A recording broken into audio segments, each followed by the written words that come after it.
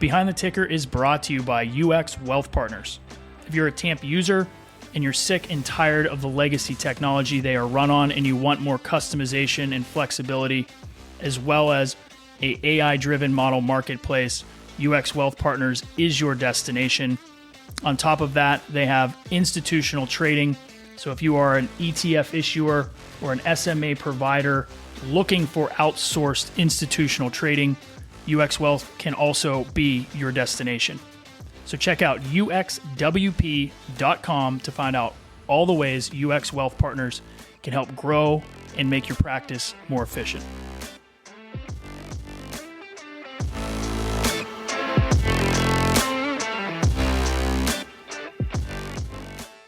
Welcome to Behind the Ticker.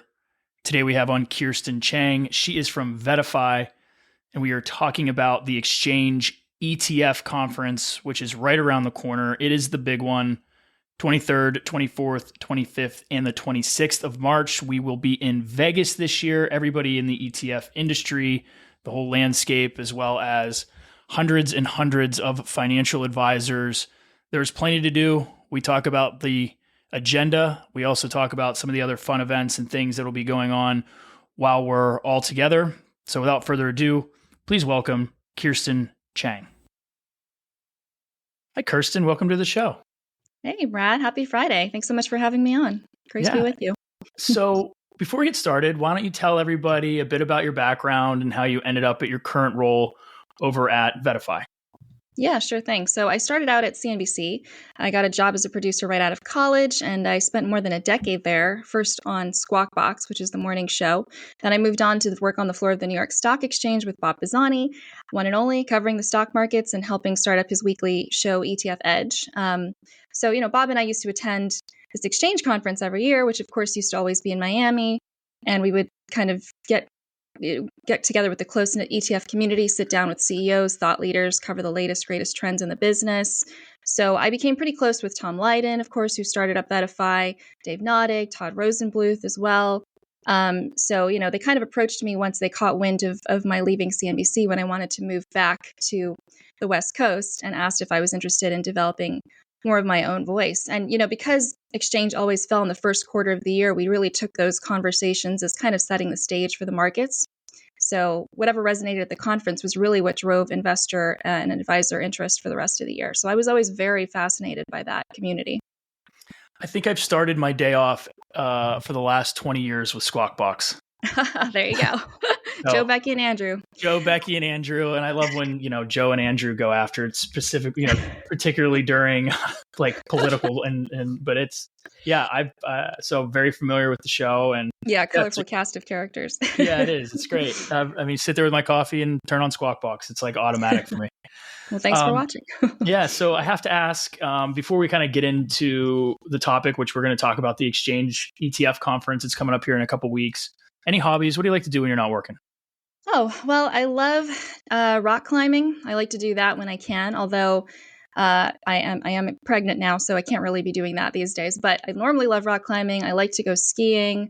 I know you were just in Colorado. That's one of my favorite spots to go to hit the slopes there. I also really enjoy kind of hiking, which is a big reason I moved back west. I really wanted that exposure to nature and the outdoors. Like karaoke in my free time. And just kind of watching nerdy movies and things like that. How about yourself? Well, you're having a baby. I have two young ones. So my days are, basically making sure my little one doesn't have to go to the emergency room for busting his head on something, doing backflips off the couch. And my daughter's in soccer and tennis and all the stuff. So, oh boy. It's great though. It's great. Well, let's talk really briefly at first, because at VettaFi, you're not just putting on a conference, right? So what is VettaFi kind of as a whole? What do they do? How do they help service clients? You guys have a big company, So if you could just kind of give everybody a little bit about what they do outside of just putting on this wonderful conference once a year. Yeah, great question. VettaFi is a lot of things. It's an index provider. We pair with index partners to launch actual ETF products. We are a data company. We have all the latest data on trends. We watch the flows carefully, performance. We are a digital distribution company, so we do regular webcasts where we educate advisors, kind of bridge the gap between advisors and issuers. A lot of letting them know what's under the hood of these companies because and the funds, because there's so many ETFs out there, 4,000. So we really have to kind of be careful and sifting through the noise and letting people know what's out there, what they can recommend to their clients, what makes sense in the current market environment. So a lot of educational work there. I write weekly articles based on the trends that I'm seeing. I moderate these webcasts on a regular basis. So a lot of just kind of being the one-stop shop for ETF data and information for advisors and investors ultimately.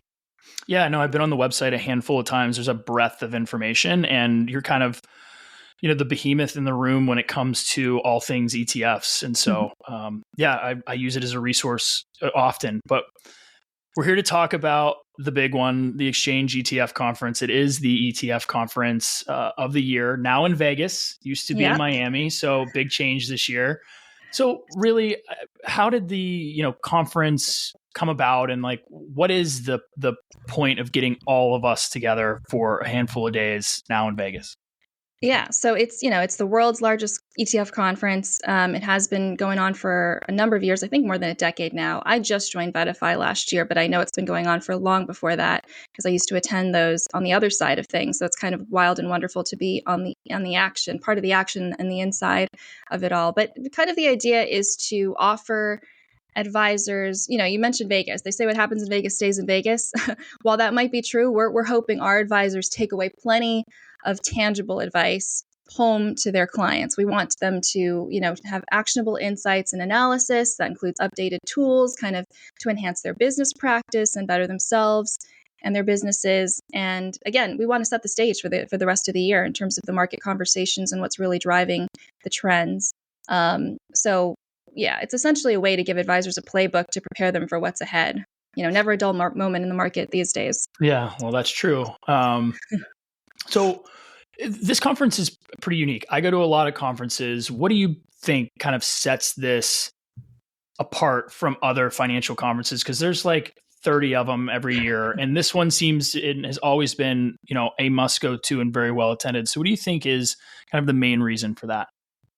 Yeah. I think, again, we're supposed to be the one-stop shop for everything ETF. So we're bringing all the biggest issuers and asset management they're there. They're part of our partnership. They're going to give us the greatest insights into what's going on with the latest products. We also have keynote speakers that always draw a lot of attention. David Kelly, people love listening to for the latest macro market analysis. Ian Bremmer is going to be there to help cap things off and kind of make some sense of what in the world is going on with trade wars, tariffs, and geopolitics right now, which is certainly top of mind. And I think just the idea that, as students of the trade, advisors always have to keep learning. They can't get comfortable or complacent with what they know. They have to keep learning. So they have to keep listening and learning and educating themselves so they can go home and talk about the evolution of the markets and educate their clients on what else is out there and what's new. I think our conference is a great place to do that in person. Yeah, I agree. I mean, there's a ton of ETF issuers. There's a ton of service providers. There's all the different facets that attend this conference. But really, as an advisor, there's so much more than just ETFs. And I think as a financial advisor, given the fact that they get a massive discount for coming, right? Yes. It's a perfect conference for financial advisors to attend. And, but I think, what are the big trends? What are the big themes this year that attendees can expect at this year's conference, both kind of within ETFs and kind of the broader investment landscape? Yeah. So, I mean, the ETF industry has evolved, and so has the agenda. A lot of the topics we'll be covering will range from hot button issues like private credit ETFs and hedge fund led multi-asset ETFs. And we'll also be talking about actively managed, because, active management has been huge It's been growing at an explosive rate in terms of equities and fixed income. So we'll be delving into that, especially with the Federal Reserve kind of keeping the markets guessing at the moment. I think we're pricing in 3 rate cuts. It was like 1 rate cut a couple of weeks ago. So you never know which way the market's going to turn. We have the jobs report that was weaker today. And just in terms of other topics broadly, thematics, we'll be talking about ESG, kind of ESG, but don't call it ESG. There's still a lot of interest in that sustainable investing idea, believe it or not. Our advisor council was very big on making sure we had a panel diving into that. We'll still be talking about crypto, the usual sort of trends that are standing out, although they may have been, on the back burner lately. AI, power demand, lots of interesting narratives going on, driving the whole conversation. Well, I mean, crypto was, massive last year with it, the ETFs being launched. So I remember that being a huge theme. I also remember some giant booths from some of these crypto providers in the exhibit hall. I don't know how they get those things there and what they cost, but they were impressive. Yeah, they're shelling out the big bucks for those booths. Somehow. Yeah, for sure. So I know you mentioned a few. Other than your own panel, what kind of panels or topics or keynote speakers are you particularly kind of excited about this year? Yeah, well, I think one must-see panel is led by my dear friend and mentor, Bob Pisani. He's going to be interviewing Rob Arnott of Research Affiliates, and they'll be talking about why you shouldn't reject value investing and, what's not to love there. Rob, of course, has been a pioneer of smart beta. He just launched his new kind of bottom feeders ETF, the Research Deletion ETF last year. So lots of characters there. We'll have State Street Global Advisors and Bridgewater, executives from both heavyweights in the asset management industry. They'll be on stage with my colleague Todd Rosenbluth to delve into their brand new all-weather ETF that just launched yesterday. It's the first ETF that really offers that hedge fund strategy to the average retail investor. So really interesting stuff.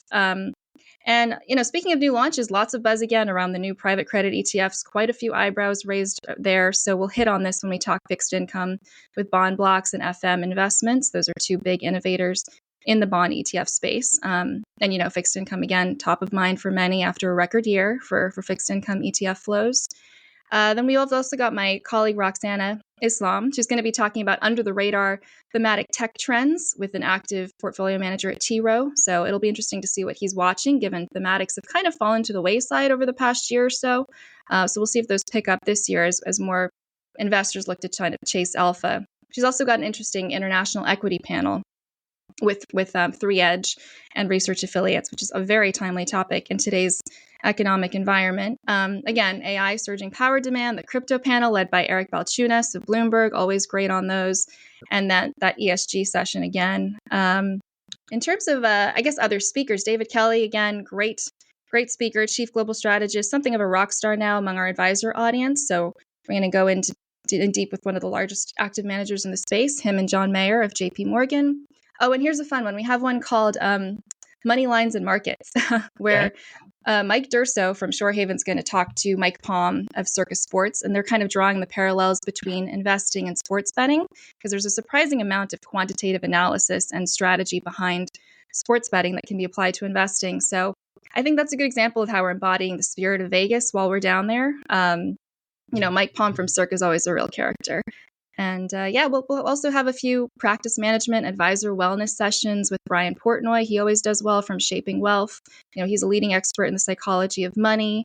We'll be hearing from award-winning speech coaches like Jennifer Morgan from Connective Communication. We'll also have a retirement expert, Ann Lester, Krista Kuberry from Wealth Consulting. The list goes on, really for holistic business management and wellness practices. And then Kyla Scanlon always does really well with our younger audiences. She's a young, fresh face, founded Bread, huge following on social media. So she's going to be talking about the convergence of social media and AI and the impact that all of that's had on the markets. And, just a lot of these sessions will be offering those CE credits. We know everyone has to get them. We want to make it easy for them. As you mentioned, very easy for advisors to sign up. Many of our webcasts, if you attend them lately, you'll be getting free registration passes to the conference. So definitely take advantage of that. Well, there's definitely a lot there. I'll definitely be going to the sports betting and investing panel. That sounds fun. Yeah. You mentioned Rob Arnott. He was just on this show. I believe he was either the last episode or the episode before. I could have talked to him for 3 hours. The guy is a wealth of knowledge. That would be one I would definitely want to go see. So, totally action-packed, a couple of days and not short on on information, but you are on a panel this year. You didn't mention your panel. I know there's still some things out there as to, what that is going to be about, but if it's okay for me to ask you a personal question, I just sat on a panel before you do you get excited? Do you get a little nervous? Like, how do you prepare? Or do you just go and just wing it?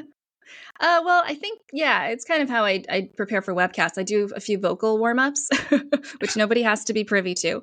But I will usually, I'll chug a lot of hot water, I'll drink some honey tea, and then I'll do my vocal warm-ups, which involve a little bit of singing, a little bit of, just kind of tongue twisters, all the stuff you used to do in drama school. And then I'll just kind of go over my notes and go over the key points that I want to make sure come out in the discussion, and be ready to kind of ad lib from there with follow-up questions, make sure I'm familiar with my panelists, make sure they're comfortable with me, have a little bit of a dynamic going with them, maybe learn a thing or two about them, about their hobbies like you did with me, just to kind of see if I can, bring that in and kind of liven up the conversation a bit. It's always a great time connecting with these people, though. I love liaising with these communities. It's one of my favorite parts. Yeah, I mean, and you just led me perfectly into my next question, which is a major draw of this conference is always networking. But the ETF community seems to be so much more open to meaningful connections and community than really any other part of this industry. And I've been in most other parts in some way, shape, or form. So, how do you guys think about, as you're setting up this conference, how to facilitate those meaningful connections among attendees, speakers, and sponsors? Yeah, great question. Well, one of the new ways that we are doing that to bridge that gap, we actually have these web-based tools now. We have an app, which we've always had, but this app in particular is going to be very special. It should roll out next week. It's called Exchange 2025. You can download it now, but it won't be of much use yet. But next week, you'll be able to use that and our website to book one-on-one appointments now, to make it really easy to engage with attendees at your own leisure. So all registrants will get an invitation and announcement about this. A lot of our advisor council indicated they really prefer the freedom to set meetings for first thing in the morning or later in the afternoon, at the times when whatever's kind of fluid for them in their schedule. So we have a lot of those options. You can meet with anyone you want in a cafe, in what we call the Oasis out on the lawn. Lots of flexibility there. So it feels a little bit less like speed dating, so to speak, and a little bit more just on your own pace. Kind of mingling and networking is key, because I think that's the importance of that community effervescence, and kind of feeding off the energy that you get when you're in person with all these people. You never know who you're going to bump into. Right. So definitely stress the importance of mingling, networking, just being out there as much as you can. Yeah. So it can be quite daunting when you attend this event for the first time, because it is such a big event. There are so many sessions. There are so many things going on. There's so many different even places. I mean, just looking back at Miami, you could be out. There's places, the cabana's out by the pool. There's things upstairs. There's a giant, there's a lot going on, which is great. But if you were coming to this conference kind of as a first time attendee, how would you give them some advice on how to navigate not only the event itself, but also to keep up to speed with all the content that's going to be happening? Yeah, it's a great question. I mean, first of all, we're at a new venue, as you mentioned. We're at a brand new, beautiful hotel, Virgin Hotels, right off the Strip. It's much more reasonably priced. We'll have a wonderful indoor-outdoor experience ready. So we'll have a campus kind of all spread out on a single level. So it'll be easier to kind of find who you're looking for. We want a freer, more interactive feeling, to this conference versus previous conferences. And I think, first off, just to familiarize yourself with the agenda. Take a look at the topics or the speakers that kind of resonate with you and your business. Prioritize those. You can, again, use the appointment schedule in your app, block off times for the sessions that you want to attend. Think about really the on-site community, who you want to meet, connect with, that's kind of meeting your goals for the day. Be proactive with inviting them to meet you. And again, never underestimate the importance of networking. Just walk around. You never know who you're going to bump into at a coffee shop. That could cause could close a great deal, create a great connection. Could be your next client, your next prospect. In terms of the weather, I will say it's important to layer up. Vegas is hot, but it might get a little breezy first thing in the morning or even later in the evening. So, I'd say dress code is kind of breathable, business casual. No shorts and flip-flops, but it is Vegas. So, feel free to add a little flair or sparkle, when in Rome, right? I guess. Yeah. So in addition to kind of the panels and lectures that we talked about, you guys always do some extracurricular type things, whether that's in the morning or so. Anything on the agenda this year that really kind of enhances that community connection that you guys generally always kind of sprinkle in there? Yeah, no, that's true. For one, VettaFi has always held a charity event at Exchange to benefit the Susan G. Komen for the Cure Breast Cancer Foundation. And in the past, they've hosted 5K runs, but this year we're doing Putt for Pink. That's mini golf. So we'll have 6 mini putting greens spread throughout the campus. Attendees can play, engage, donate to a philanthropic cause throughout the week, which I'm really excited for. Are you much of a golfer yourself, Brad? I am. If I'm allowed to leave for 5 hours, that is my hobby of choice. Well, there you go. So hope to hit you seeing, putting your heart out there. Also, we have March Madness. It's going to be in full swing. So to mark the occasion, State Street will also be setting up a basketball hoop area. So it's going to be kind of like Basketball Connect 4, which will be fun. Come on down, shoot your shot, and see how you do. Well, speaking of being March Madness, hopefully people are out of the sports books and in more of the lectures rather than on the strip placing sports bets, I know, that's true. Sunday might be a tough one to draw the crowd away from the screens, but we'll do our best. It happens. So the other thing too, you kind of sometimes always sprinkle in a little bit of a surprise. Last year was a drone show. Not saying you have to have one this year. Anything you got in? Anything you guys are kind of keeping to the wayside that could be a fun little thing? I'll be honest, if there is, I'm still in the dark about it. So it will be a surprise even to me. So the answer is probably, but I can't confirm or deny at this time. Yeah, that's fine. Well, look, I look forward to seeing everybody at the event this year. I'll be there. I'll be recording podcasts as I told you before we got on. I think I did like 10 or 11 of them last year, and it's always fun to connect with people that have helped me, service providers. It's good to connect with Todd and everybody that I've known and they've been on the show and who are running around that conference. The energy they have to have for that week is intense. But look, I really, really appreciate you spending some time with me. I think it's going to be a great time. But before I let you go, if you haven't signed up already, or if you're looking for the agenda, where do people need to go to find out more information? Yeah. So if you haven't yet, don't forget to sign up. We already have more than 1,600 registrants and 700 plus advisors and counting. So you can go to our website, exchangeetf.com. We've also been hosting a number of webcasts throughout the month. You can find those on etftrends.com. If you stop by any of those, you'll be able to register for free using a special code. We just really want you to have fun networking and enjoying the content with a little bit of levity along the way. So we hope to see you there. Well, Kirsten, again, thank you so much for your time. And I hope that I run into you while we're there. Yeah, let's do it. I'll see you on the putting green. Yeah.